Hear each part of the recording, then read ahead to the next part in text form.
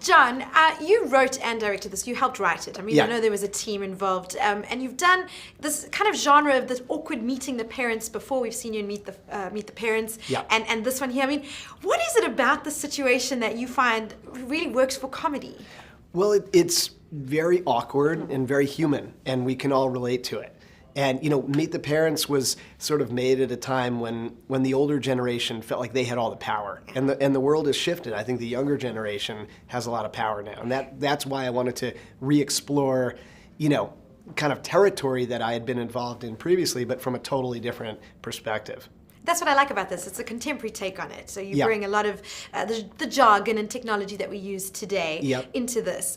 Was that fun for you to bring that in and incorporate it? Did you have to learn a lot? Or? I had to learn a lot because I'm not that technically proficient. So I had to, fortunately we have Google, so you can learn a lot from that. And also meeting real life people, in Silicon Valley or in the tech field, that was really helpful to hear how they do their business and look at what their workspace is like. I got to learn a lot about that world. And how much did you take into account because from what I gather, there was a lot of the involvement of the actors in terms Sure. of the improv and things like that. How did that work? How did that process Yeah, work? I mean, we work really hard on the script, but then you get these great actors and anything goes. And, I'm sort of conducting it and keeping it in a certain tone, but allowing a ton of freedom. And that, there's just, when you get these brilliant people, a lot of things can come up that are really unexpected. I think that's what helps make these comedies work. And it hinges a lot on the relationship between Bryan Cranston and James Franco, Sure. the antagonistic, but then, there's got to be some kind of mutual ground that they come together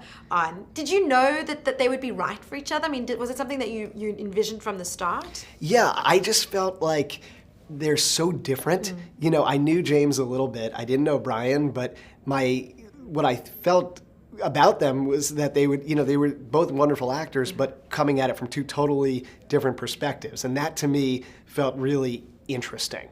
And so, and it was. They're different people off the set, they're different people as actors, and I think that creates this kind of electric chemistry between them. And adding Megan Mullally to the mix, that's a stroke of genius. Right? She has this rare combination of being a brilliant comedian and a really good actress. So that's when you find that, you just let her go, and she brings tons of improv skills to the table. So it was, she and Bryan as a couple were a joy to watch, and then her interactions with James, where she starts out unsure and then she starts to really like him, and he's almost inappropriate with her at times, but she kind of likes it.